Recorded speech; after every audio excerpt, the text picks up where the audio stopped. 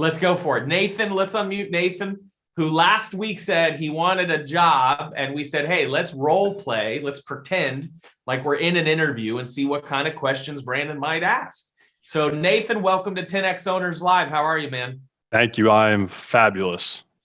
Super grateful to be here, man. He even dressed the part. He's looking great.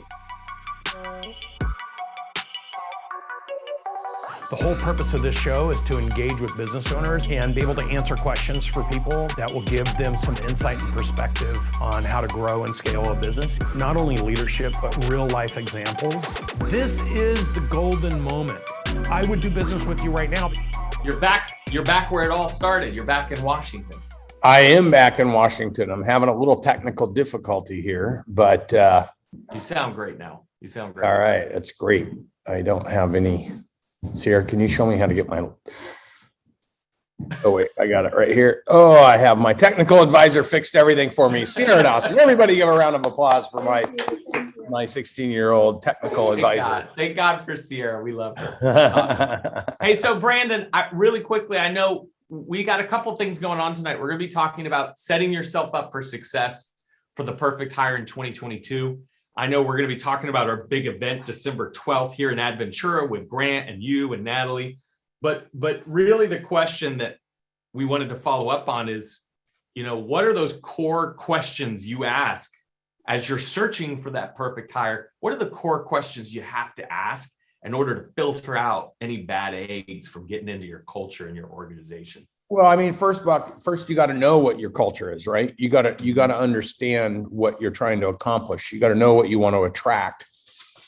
And John Maxwell talks about law of mirror. When you look in the organization, you see things you don't like. It's because it's a direct reflection of what you're putting into it.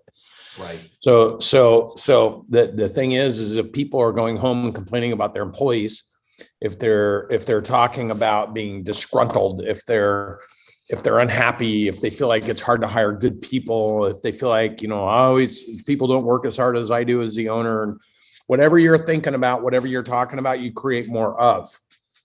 So the first part of asking the right questions of people is knowing with absolute certainty what you want, so that you can find people that fit into the picture of what you want. And that means you need to be talking about what you want, not what you don't want. Mm. And I think this is an important thing for a lot of business owners because they don't understand this. They sit down with interviews, and I've recorded this. They'll sit down to interview a team member, and they'll spend time talking about the bad employee that they had that they don't want any more of. And it's like, well, I want to hire someone, who's good because the last person really let me down, and I want somebody who's going to do a great job because I've got lots of people who don't do well, and it's frustrating. And so what you think is what you say, what you say is what you do, and what you do is what you're known for. So right. Like attracting remarkable people into your sphere of influence requires you to inspire people who want to do bigger, better, more impactful things, and who believe you're the one that's going to help them to do that. Right. So the first step, it sounds like, Brandon, you always bring me back here too. It's self-reflection, really, on you as a leader, self-reflection on your corporation and the type of culture that you're building, and realizing that, tell me true or false, it really is the owner that is responsible for the culture that gets created. They can't blame a bad culture on anything other than what law of mirror themselves, right? Yeah, I mean, an owner can't blame anybody. Yeah. Because the owner's in charge. Right. So when you have problems and you struggle attracting remarkable people, it's because they ain't working for a remarkable owner. I don't know, it's a Maxwell law of the lid, 21 irrefutable laws, law number one. And the reason it's law number one is if you don't get this point, you ain't getting any other points. Law number one is that you are incapable of attracting to you somebody that's got a higher leadership lid than you. And the thing is, the work I've done is there's actually 3 lids. You have the belief lid, the operational effectiveness lid, and the leadership lid. Right. So if somebody is more effective than you, if I know how to go out and make $1 million a year, why would I ever go work for somebody who's only making $500,000 a year? Right. If I know how to go out and run a team of 30 or 50 people, why would I go to work for you when you have no employees? Right. So when you're hiring, you have to understand where you're at and what you're trying to hire for. And then you have to paint a big enough picture that people can see that capacity working with you. If you don't paint that big enough picture, and then if you don't follow through with your commitments, then you're going to get stuck with people who have small thinking. And what we know is that small doing follows small thinking, and small thinking and small doing follows low leadership. I hope you guys are taking notes tonight. Show me your notepad. Hold up your notepad and your pen. I want to see it. There it is. Let me look back here. We got Anthony's got it. Jason's got his up.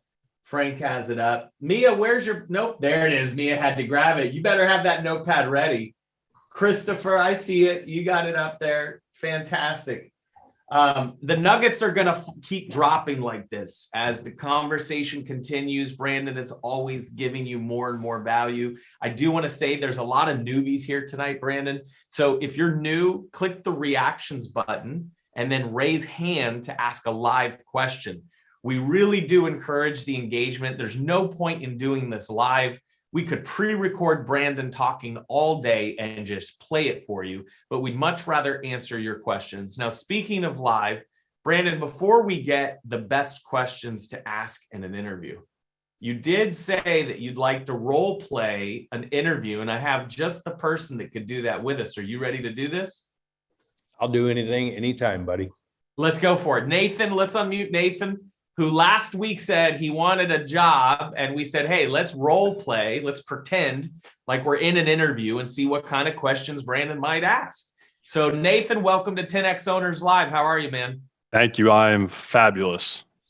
Super grateful to be here, man. He even dressed the part. He's looking great.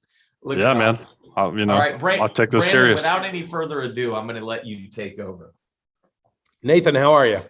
I'm doing very well, Brandon. How about yourself? I'm doing great. So do you want to be the interviewee or the interviewer? I want to get myself a job today. You want to? Okay. That's awesome, Nathan. So talk to me when you think about going to work with me at Cardone Ventures. When you see yourself in a year from now, 3 years from now, 10 years from now, how would you describe to me what you'd like to be doing?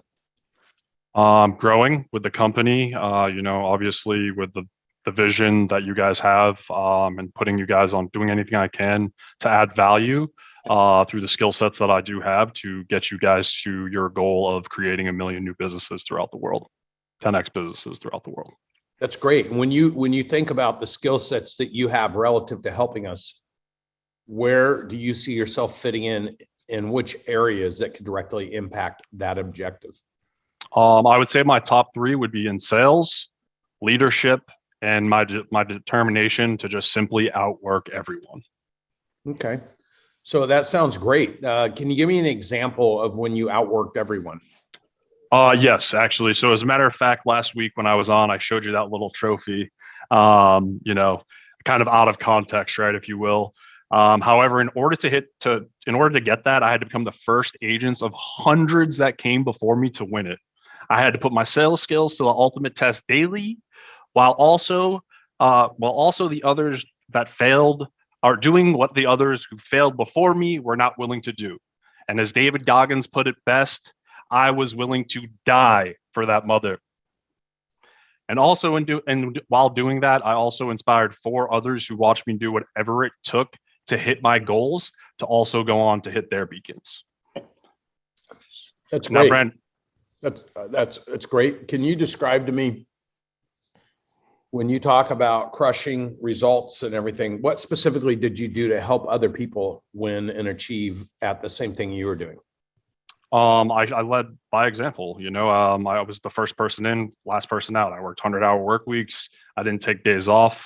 I worked 360 days out of the year. I think I took a 4-day vacation or something. And also, when I did actually receive the trophy of the beacon, when people were close, I took the trophy and I took it off my desk. I crossed I put it with a Sharpie and like a sticky note, and I put their name on it and I put the trophy on their desk and I said, this is yours. You can do this. Nothing Yeah, can I think stop you that's except for yourself. amazing. So that's all great. I appreciate that. But when you talk about helping me build a business helping 1 million business owners, what I keep hearing you talk about is yourself and what you've done. What I haven't heard you talk about yet is how you've helped anybody else do what you've done. So talk to me a little bit when you say you're a strong leader. Talk to me about who you've been a leader for, because I haven't heard about anybody else that you've helped succeed, but I have heard that you've helped and conquered yourself. Yeah. So, I mean, like I said, I help people every day throughout the office. I've actually helped dozens of agents, completely transform the way that they sell, and just simply in how they sell, right? Like I sell health insurance. We offer 2 products on the private side. For years, all anyone ever pitched was 1 product. But what a lot of people, didn't kind of understand is that we had 2 products. So why aren't we pitching 2 products? And through the skill set that Uncle G gave to myself. Once again, I know I should be stopped saying myself. Apparently, that's kind of the issue here, right? Look, so I appreciate that you figured out how to sell more. But when you talk about leadership, specifically, what are the characters and qualities that you think I would be looking for someone that can help us build this business to help 1 million business owners? The first thing that would come to my mind would be inspiration, to inspire the people around you. Okay. Give me an example where you've done that. And you were specifically responsible for their success. Specifically responsible for their success. I mean, throughout that journey of, the Beacon, I mean, I've also, for specifically examples, of course. Yeah, it's hard for everybody. I just want everybody to watch how fast. I mean, I could just start picking this apart because your big, bold statement was you want to come in a big leadership role. You've won all these awards. You're a great leader. You want to help build lead. And like but you have this is the lid. When I talk about law of the lid, if you're looking for someone to build a sales team, this isn't your guy. If you're looking for someone to sell for you, this would be your guy. So you understand already, I realize he's never built a team. Everything has been me focused. So look, you cannot be a strong we leader. So I'm not picking him apart, because here's the thing, Nathan, you can never be a strong we leader if you're not first a strong me leader. But I'm listening to how you're communicating. And if all of you are listening, if I'm looking for someone to run my sales team, I would not be hiring Nathan. If I'm looking for someone to come in and be the highest example to demonstrate to my sales team what could happen, I would maybe hire Nathan, but not at the risk of running off all my other good people, because he's so eye focused. I got this big award. I hit all these targets. I was number 1. I put my thing on other people's desks telling them you could do this too. Well, where was Nathan coming in an hour earlier and offering for anybody in sales to come work with him so that he could help develop them to become excellent or great too? So now what would you have done? What would we all be talking about if Nathan would have said, well, oddly enough, you said that when I was crushing the leaderboards, I started offering to come in an hour early to work every single morning and role play with anybody else in sales that wanted to role play with me so I could help them get better. You notice there was no inference of focusing on helping other people. Right. And so he's selling himself to me, but I'm not hiring him to run a sales team. And he runs the risk of trying to impress me so much on his strength that I'm thinking he could be a unicorn, and he could be very difficult culturally to fit into our organization, because we're a team that all works together. There is no I in Cardone Ventures business development team. There's only we, because no member, no client is going to meet us and buy something from us the first minute they talk to us. It takes the whole tribe to develop relationships. And we need people who have the sophistication and understanding of that. So if I'm looking for someone to come in and drive sales, I would consider Nathan potentially to be one of my business development team members, but I would not be considering Nathan if I was looking for someone to manage my sales team, because he was way too eye focused. And I think that's the only point I want to make here for what we would be hiring for. Now Great. I'm going to ask Nathan. I'm going to ask Nathan my favorite question. So is Nathan back on there? Yeah, he's ready. All right, you ready, Nathan? Yes, sir. Okay, Nathan, let me ask you this question. All these great sales stats and everything that you talk about are phenomenal. Congratulations. I think that's amazing. Nathan, Thank you. what's the most amount of money you've ever made in any given year? 120,000. Okay. And when you think about earning 120,000, what do you believe is in your way of earning 200 or 250 if you have all those sales skills? I mean, I would imagine it would be myself. Okay. So when you did that assessment, what was your conclusion? I mean, obviously I need to be more focused, and that's actually kind of why I'm getting out of this kind of sales jobs that I'm in now. And actually why I love Cardone Ventures so much is because I have a vision of bigger of it's not a me thing, it is a we thing. And I look to help entrepreneurs grow their business. Like when I went to the marketing program, for example, for this weekend, I helped 2 people build a business from 0 to, a 100K product. I mean, that's where my passion lies. Right. So like when I speak about being a me leader, just to clarify what couple things, right, is I did do those things that you said, right? Like I did come in 30 minutes early and offered everybody, if you want to do hot seat with me training in the morning, I'm more than willing to do that with you. I was the guy that got yelled at by our leaders. Yeah. So because this I would is stop what, and so I would help everybody, these things. so everybody, I want you to listen to this because this is when the interviewee is now way over talking. This tells me that he's trying to oversell me now. So instead of just answering my question and saying, that is a great point, this is what I'd like to get out of the relationship. And here's what I'm committed to doing. Because as a business owner now, you got to ask yourself, do I want to have all this explanation and justification when I just want someone to say, I understand, I will commit to doing a better job, or I understand I asked you how much money you made. And this has now evolved into all this dialogue. So if you're a great salesperson, then you should be able to track with the business owner that they're trying to engage you. So you're doing all the talking, which is pushing me away because now you're not inquiring as to why I asked. So wouldn't a good question be, if you were a salesperson and you were paying attention to the person you're trying to sell, which is the person you're interviewing with, wouldn't a great question be 120,000? What do you believe would be my opportunity if I crushed it working with you? That would be the sales question, not all this other conversation, because this conversation is telling me you're not tracking with the person you're trying to sell. 2 ears, 1 mouth. Yep. No, I completely understand where you're coming from. So you would tell me, when you would tell me, see, the reason I'm being tough on you right now is I'm demonstrating to everybody on here that the only way to know if someone's going to be a right fit is if you listen to them.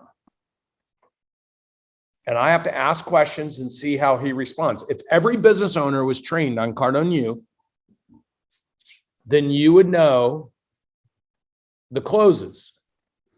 And so if I'm the person he's selling, he should be closing me. He's making this whole conversation about him, even when I try to ask him a question.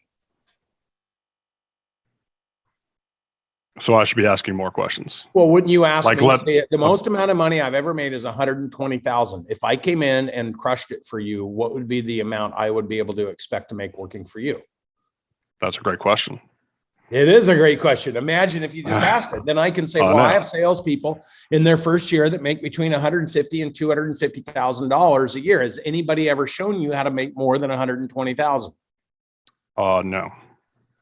But I would love the opportunity to learn. The other thing is everybody that's watching this, I want you to understand. The other thing is that really confident person at the beginning of the interview that was shooting out across the stage, talking about how much he sold in the awards, who now is controlling this interview? You. That's right. But most business owners lose control of the interviews. And so what happens now is the person that you're interviewing is controlling the interview, and you can't get them to where you need to understand if they understand. First and most important thing I want to know in an interview, will this person listen, and can they handle logical conversations? and how good are their skill sets in closing the cycle of communication. So when you hire someone, you're like, oh, I hired this person and threw them out to sales, and they're a reckless doer or they're a mediocre performer, and then you're burnt by that. It's because you didn't qualify on the front end the expectation. Because now I'm going to go say to you, 120 is the most you've ever made. No one's ever shown you how to make more than 120. If I was to bring you into Cardone Ventures, what would I expect from you to be able to prove to me that you want me to teach you how to make more than 120? First one in, last one out. What else 100% could I commitment. expect? For me to ask a lot of questions. Ask Cole. What else? What else could I expect from you? See, I'm taking notes now. The interviewee, you understand that what's happening now is the interviewee is making commitments to me. I would also be willing to listen to everything that you have to say. I obviously clearly have more than I could ever imagine to learn. And that's exactly why I wanted this opportunity. It's because so I do some you say, what I'm hearing, just to confirm, what I'm hearing you say is that you'll be first one in, last one out, that you're going to train with absolute diligence, that you're going to ask great questions, and you're going to learn, and you're going to apply what you've learned to hit targets and drive the value and success of the business. That's what I heard you say. Yes, sir. Okay. And then I also want to make sure that you understand culturally we're a team here. What could I expect from you when it comes to working with other team members and cross-sharing and cross-selling concepts so that you can also be a developer of our other team members? What could I expect from you there? Just any knowledge that I'd be able to give and that I'd be able to receive and reciprocate. I'm a team player. I have been my whole life. I don't want to, I'm getting to over explaining again. I'm automatically catching like these things that you're explaining, which is excellent. And thank you for that. Yeah, sure. Now let me ask you a question. You were making 120,000 with total compensation at your last job, and that's the most amount of money you've ever made. Is that true? Yeah. Okay. So what salary would you want to see from me if I told you I can teach you how to make $200,000 to $250,000? What salary would you want to make from me in order to make the great decision to come onto my team? Be 250,000. No, that's not salary. Is it compensation, or I'm willing to work for zero and work strictly commission. That's what I do anyways. Okay. And how long do you think it would take you to be in a position where you could best represent this organization to the marketplace if you're living on zero? It would take some time. Obviously, yeah. Great point, right? I need some sort of money to live off of. Yeah. And the other thing is if you're willing to work for me for zero, how are you going to ask our clients for money if you believe that asking for money is a problem? I don't have a problem asking for money. I don't want to come off as combative. If I was going to ask for a you just said you just told me you'd work for free. If you don't value your time, how am I supposed to? Of course I value my time. Okay. So instead of selling me in the interview, why don't you answer my question? What amount of money do you need in order to sustain your life and come to work for me so that you can learn how we operate and then add value to the organization with an upside opportunity greater than $120,000 if you perform? I would say that I would need to make enough for make a standard living to live wherever it was that we were going to be moving to. I don't really know the specifics of I believe, Scottsdale, Arizona. But I would imagine anywhere between $25 to $35 an hour would be a good place to start. Okay. So how much is $25 to $35 an hour annualized? $50K, okay, roughly. Okay. So what I'm hearing you say is you would need a base of $50,000 if you knew you had an upside to make more money than you've ever made in your life, and you're willing to commit. First one in, last one out. You're willing to be a team player, work with the team, have a great attitude, represent the organization at the highest level. You are willing to train every single day. You're willing. So now I'm going to go back and I'm going to reestablish what the agreement is. Do you guys understand this? But who's in control of the interview? You. What message am I sending to you about my specificity and my clarity and expectations?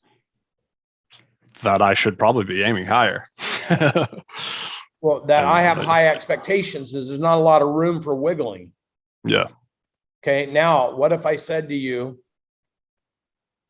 and I also clarified the money situation, right? And so at this point, I would say to you, you know what? I like this first conversation. I don't expect you to be perfect, because if you were, you wouldn't be interviewing with me. You'd be doing something else. But what I will say to you is our core values are inspiration, discipline, accountability, transparency, alignment, and results. I'm going to email those core values to you, and I want you to make a presentation to my team and I on how you would apply those core values in your life, or how you've applied them, and how you're going to apply them working with Cardone Ventures. And then we'll take you to the next round to see if the management team's interested at that point in bringing you on board. I would be willing to do that. Have you heard enough information to make a decision about making that presentation? I believe with the research I've done and the information that you've given me, I could put a pretty solid presentation together. Great. I will email you those core values, and we'll schedule you next week to make that presentation to us. I have them sitting right here in front of me, the core values. Great. But you understand, everyone understand that when I interview people, I'll flush out probably 2/3 of the people that won't even make it to the interview process, because I'm going to catch them in all. I don't want to deal with people that are going to be problems. I don't want to deal with people that can't think on their feet. I don't want to deal with people that tell me they're an expert, but yet don't ask any good questions, because if you can't sell me, you cannot represent me selling somebody else. That was unbelievable, Brandon. This was, what an education. Guys, how much did you enjoy that role play? Give me your notes. What notes did you just take away? I want to see in the chat all the things that you just picked up. I know that was very intense to go through here. So let's see. Control the conversation. Extreme value. Slow it down for me a little bit, JC. Let's see. Susan says couldn't write fast enough. Yeah, thank you, Nathan, for participating in that. Thank you, Nathan, for letting us use this as a learning lesson for everybody. That was quite the lesson. Some of you I saw mentioning you wanted to do a interview workshop. Brandon, would you be willing to do a full day of role play interviews? Someone wants to do an interview workshop. Well, as a point in fact, our perfect hire is going to have, it's a full day, and we're going to have role playing in it for different positions. That's because right.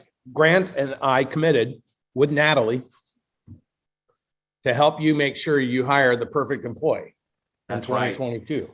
If you don't, if you come to this workshop and you don't, we'll give you your $1,000 back, because Grant and I need you guys to grow so we can grow with you.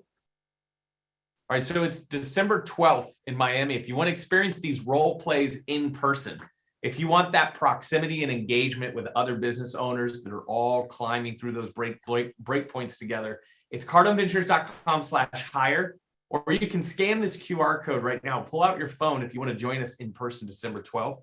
It's cardoneventures.com/hire. You get the Perfect Hire Summit in person here in Miami and Adventura. And then you get the People Employee Engagement Equation, which is a $3,000 value. And you get the 4-week live mentor training. More of this, but deeper. That's $1,000. But we're going to throw all of these events in for $997. You're going to get all the package for $997. If you have hesitated, if you've made excuses as to why you don't want to grow the business and join us in person, December 12th, tonight is your night for the Perfect Hire Summit. cardoneventures.com/hire. Brandon, what is it from a business owner standpoint? What is it as they go into interviews that is usually the biggest mistake? Is it the control? I noticed that was something, a lot of notes tonight on control. Is that the biggest thing you see business owners do incorrectly, or is it asking wrong questions? Well, first of all, most business owners hire when they're desperate for an employee. Oh, that's the first mistake. You should always be hiring because you don't know how to interview. And the other thing is that when you desperately need somebody, they're probably not available if they're good because they're busy. The best person to hire is someone who just moved to the market or just graduated school or just had some life experience where they've changed something. that isn't just bouncing from a job to a job. So if you're strategic, it's like the stock market. If you're always investing, there's never been a 10-year window where it went down. But if you're trying to invest when it's up and trying to sell when it goes down and trying to go back and forth with no strategy, you're going to end up losing money. So having a strategy to hiring is really important, and developing yourself as a remarkable interviewer.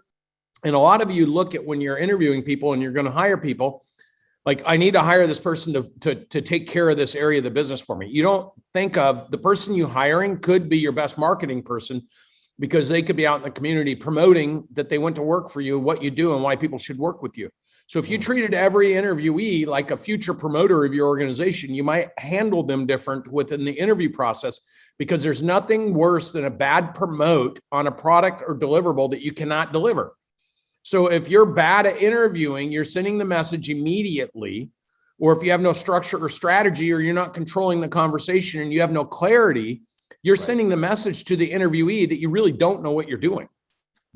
So the number one mistake is tipping your hand early stage with employees that they're going to go to work for an owner that doesn't know what they're doing. Wow.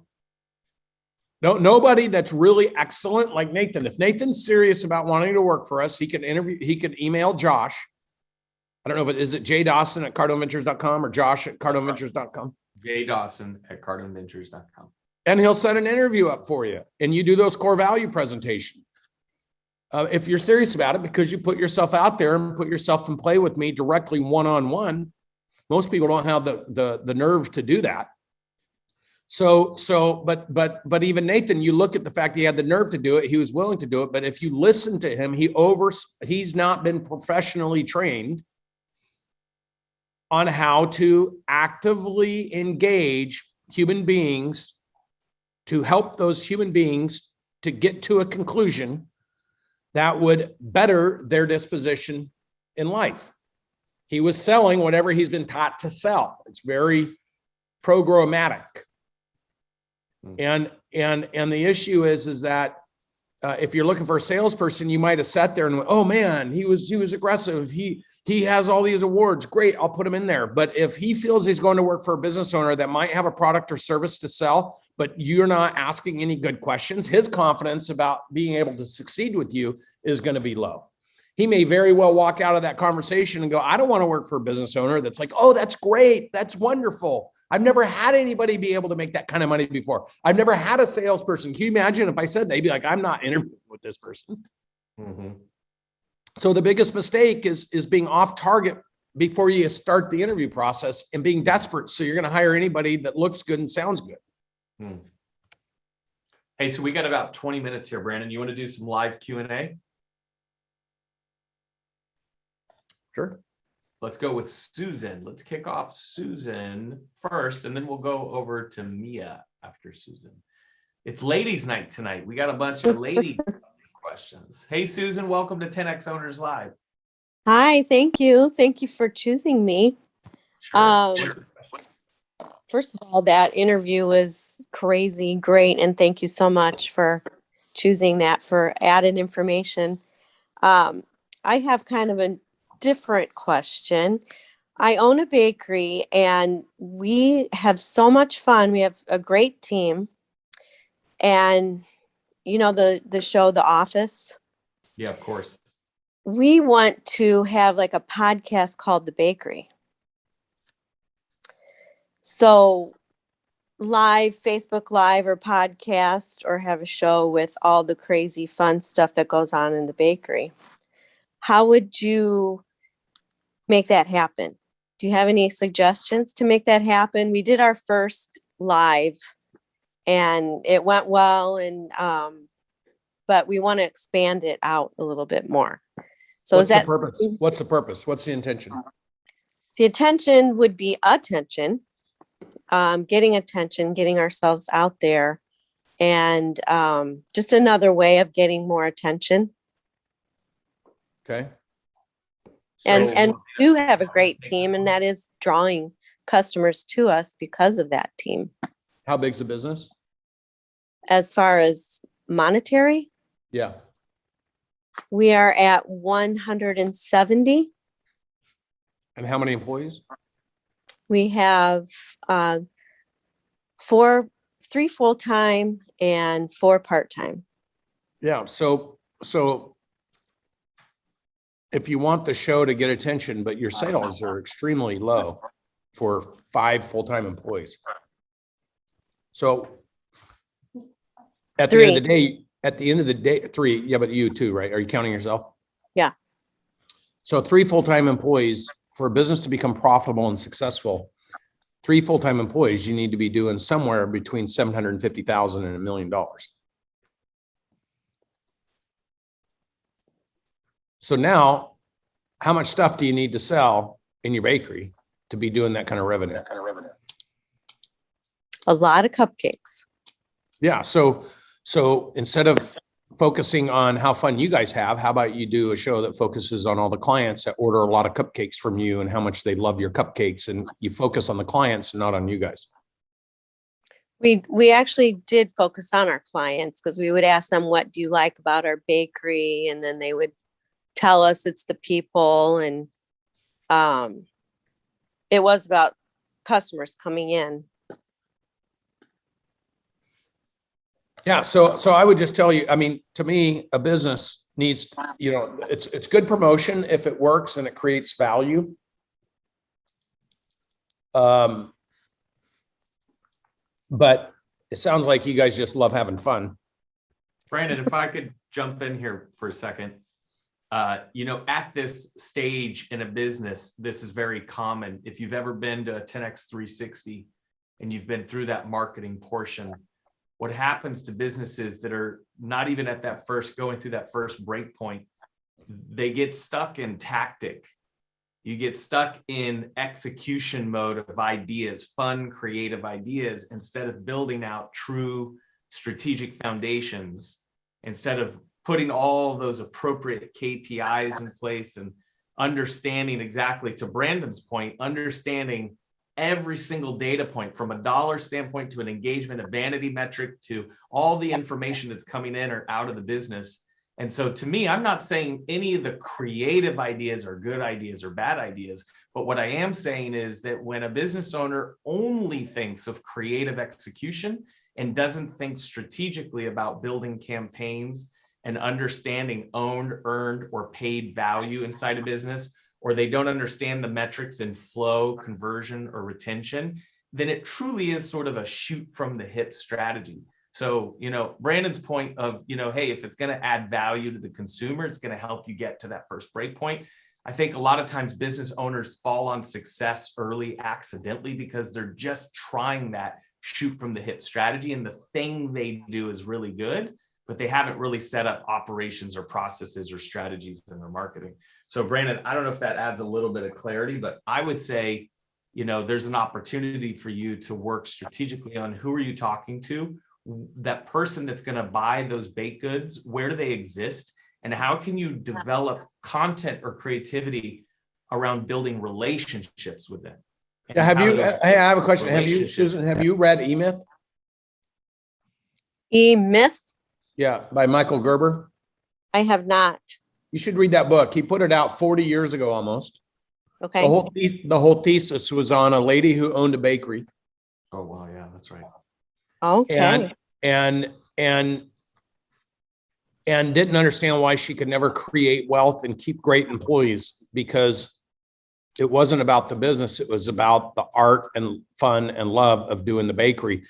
But she did not know how to put process in place in order to replicate and duplicate and extract herself from that environment and have a system that allowed the business to succeed and function. Because as much as you're having fun with employees right now, at some point you're going to hit burnout. Your employees will be leaving because there won't be financial capacity for them, and your show will all of a sudden show all these fun people having fun, but nobody's making any money, and everybody starts leaving because there's not enough money in your business for people to take care of their families or to grow personally, professionally, and financially. So you should read E-Myth, and you should try to combine you should do your show around what you guys are doing to build a formidable business, and instead of about the fun of having a bakery, because at some point that will work against you. Okay. Thank you. But read that book, and then let's have another conversation after you read it. Because it's like he wrote that book about you 40 years ago. Yeah. Susan, there's your Okay. homework. And then we'll Okay. help you. And then Susan will help connect the dots for you. Okay, thank you. I appreciate the feedback. Yeah, awesome. You're very welcome. We work for cupcakes, by the way. So Mhm. I'll trade I you a should few send cups. some to you. I'm waiting. Italian buttercream. Italian buttercream. Ooh, yes. Yes. You know, we do. Awesome. He's not kidding you, by the way. We do trade. We do trade for cupcakes. Okay, I need your address. I'll send them your way. Okay. Done. All right, let's go to Mia. Mia's been so patient with her hand up. It was so good to see Mia at a 10x 360. Hey, Mia, welcome to Owners Live. What's your question? Hey, Doug. Hey, Brandon. Yes, we went to the last 10x 360 and it was awesome. We learned so much from it. I took like 10 pages of notes. So everybody here should go. Hey, can I tell everybody? She's going to say in about 20 seconds, she's going to say, Brandon, I have a question. Yes. And I have my business partner here too. So she has a question too. Every time I see these two, they say, Questions Brandon, in, I have a let me know question, later. but it's not one question. It's never Okay, one. so we only have two. No, you have to pick the best one, Mia. What's the best question? So, okay. So we, so the PPF is what we're going to implement with our team. And after the 360, then we identify 2 employees that are the best ones, that are high performers. But then we also know because of the PPF, they want to have their own business in the future, in 5 years, they want to have their own business or to become a partner. So now we are kind of thinking about how, because we don't want to give away equity, but we try to think about a plan to help them get to their goals. They want to make like a lot of money in 5 years. So trying to think how, because if we give them access to our system, I don't want them to kind of steal it and go have their own business. So what's the best way to train them? and Yes. develop them? So yeah, this is a great question. In fact, you know, it's funny. I had you guys come through and then I just did a podcast with Michael Callahan. He's got a CPA, CFO group. I did another podcast with a lady. They've got a $5 million CPA. And all of a sudden I realized, and you were there the week before, this is an area we're going to put a lot of attention on. So I want you both to know that we're going to be inviting you to be part of building out our national network of CPA, CFOs programs. And the reason I bring that up is that's what you should be promoting to your team. Everyone should hear me here. I'm going to use the bakery lady again. So imagine that she's got these employees in her bakery and she's telling them and teaching them how to create these amazing cupcakes. And everyone in the community loves those cupcakes. And she's got all these people coming in and she starts doing PPFs. And now all of a sudden, the ladies and the men that work with her in the cupcake business that's doing a couple $100,000 a year, all of a sudden they start getting excited because they're like, yeah, I want to work with you. I have fun working with you. But see, what she's going to run into, just like what you just ran into, is that people are eventually going to say, but I need more than what we're doing here. And the assumption will be, I have to leave in order to accomplish that. And they won't tell you that until they leave. And then you'll be like, what happened? I'm stuck all by myself at this bakery where I've been promoting all my employees who are now my competitors. And so the system eventually breaks. So what you want to do is promote your team when they give you their personal, professional, and financial goals. And someone says, in 5 years, I'd love to own my own bakery, or I want to have my own CPA firm. You say, just like Grant Cardone teaches, never argue with the client or customer, always agree. So you say, that's awesome. I agree with you. You should own your own CPA firm. In fact, how about this? If you hit certain benchmarks over the next 3 to 5 years and you allow us to groom you, you allow us to teach you, we will put the money up to open a new CPA firm and be your partner in any market you want to go to because we trust you. And we're willing to actually show you how we do it. We're willing to educate you of our process. If you're willing to sign this non-compete or this non-solicitation or this non-disclosure or this non-disparagement agreement, whatever each state will let you do based on all the different rules and laws. But you basically say, we'll even teach you how to build an agency like ours. If you sign in 5 years, we'll commit 100. If you hit these numbers at the end of 5 years, we'll put up the 100 or 250,000 to open a new office in a new market, and we'll be 50-50 partners, and we'll help you launch your own firm. or will help you open your own cupcake factory in the next town over. Because if you're not selling that vision, then you're holding people captive. And what'll happen is, although they'll appreciate making money for you, and although they'll appreciate what you taught them, at some point, they're going to have an internal conflict of they're doing all this work for you and they don't know what their future looks like. So they have no alternative but to leave. And that's why the perfect hire is going to go through the 5 elements of having a perfect employee. Element number 1 is you got to be able to find what you're looking for. Element 2 is you have to be able to attract them. Element 3 is you have to be able to align them with the business opportunity, the big picture. Number 4 element is you've got to be able to develop them to have the capacity to actually grow personally, professionally, and financially, or they'll think that you're not helping them succeed. So they'll feel like they have to leave you. And the 5th and most important part of scaling a business, growing your net worth, creating value, turning active income to passive income, the single most important part is your ability to retain them. The 5th component, retaining. Find, attract, align, develop, retain. 5 elements. You got to learn how to do all 5, or you end up with people leaving you, and that is what causes your businesses to break. So if you put the right structure in place, you're communicating with people about the possibility of the future. You're laying out what they need to do in order to succeed, not only financially, but personally, professionally. You're willing to put them in programs and train them. So when you sit down with them as an accountant, telling another accountant to do Cardone U, it is like, people are like, that's a sales program. I'm a CPA. I'm an MBA. Why would I need to do that? Well, I thought you wanted to own your own business one day. I thought you wanted to have a multi-million-dollar net worth. I thought you wanted to go out and crush it in your marketplace. So if you go do that and you have to hire employees and you don't show them how to train and they never train, your business will not succeed. So you have to do it so you can learn to do it with others. Would you agree? Oh, yes. Great. That's your hook now to get people to be the best version of themselves, to migrate to this bigger picture. What I'm going to tell you is about 70% of the people don't really want that bigger picture. They just want to make more each year. So Mia, what you want to do is you want to sell that picture. And you want to be smart enough to create the structure for them to succeed inside of it, which is exactly what we're going to be talking about. How exactly to do that at the One Day Perfect Hire.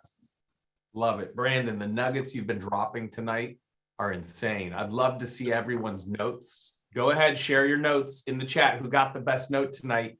This is it. The Perfect Hire, December 12th at Ventura. You've got to make your way down to Miami and join us in person. Grant made the commitment. Brandon made the commitment. Natalie made the commitment that you are guaranteed to find the perfect hire of your choice in 2022. If you don't, 997. So there's absolutely zero risk in the time or money spent in coming to the perfect hire. You get the summit, which is $5K. You get the people employee engagement equation, which is $3K, and a 4-week live mentor training, which is $997. We bundle the whole thing. We call it the Perfect Hire Value System for just $997. This is going to be one of your very last opportunities to actually secure a seat. So cardoneventures.com/hire. This isn't one of those things where you're going to want to think about it, talk about it. You're going to want to make the commitment tonight. You're going to want to make sure you reserve your seat in person in Adventura. And we'd love to see you down here. Brandon, what do you want to close with before we head out for the holidays? Maybe why you're so thankful for me. Is that something you wanted to talk about? I am thankful for you, Buck. You're a good dude and you're committed. And you're one of those people that gets there early, stays late, goes anywhere, does anything you have to do because you're committed to what we're doing here. And I would say to everybody, you all need Bucks in your life. And if I couldn't make this show, he would have carried the show because that's the kind of commitment he has. So look, what I want to say to everybody is it is Thanksgiving weekend. Find things to be thankful for. Nice. Be grateful. And even if you're under pressure or stress, or you have friction, resistance, anxiety, fear, frustration, if you have all that in your life, good, because that means you're ready to break through to another level of success. Nobody that has the ability to be great is happy where they're at. So instead of resisting that, embrace it. And understand that you're at a personal break point. And this is your moment to choose what you want to do with that information. We're going to be here every Tuesday night helping. We're going to run our programs and get people to show up and show them how to do it right. We're going to help you build your business and impact other people's lives and improve your personal, professional, and financial life, and then teach others to do it. Because that's what we do. We do it all day, every day. And we want to do it with you. And so for me and Natalie, we're taking our family down to our new house. We're going to have a remarkable Thanksgiving and eat a lot of turkey, probably eat more than we should. And we're going to drink some wine, and we're going to think about how amazing all of you are, because that's how much we appreciate all of you. And we want you guys to do the same and appreciate the people you have in your life. So great. Brandon Dawson in rare form tonight. Happy Thanksgiving, everyone. We're going to turn it over to the Dawson that drinks the most at the holiday party. Back to Josh.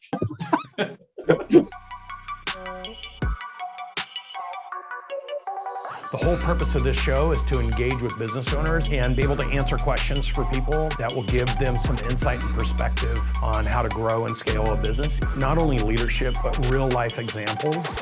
This is the golden moment. I would do business with you right now.